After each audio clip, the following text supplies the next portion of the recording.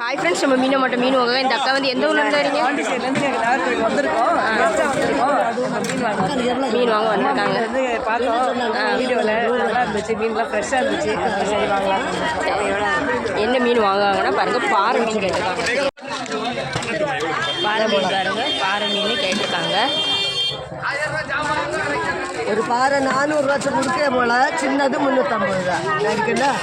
அவங்களுக்கு ஒரு ஆளுக்கு இது 1500 ரூபான்னு கொடுத்தோம். எல்லாம் இதோட எல்லாம் சேர்த்து வெறும் 2000 ரூபா. எல்லாம் சேர்த்து மீனை கொண்டு போங்க, அடுத்த வாரம் வச்சுக்கொள்ளலாம்.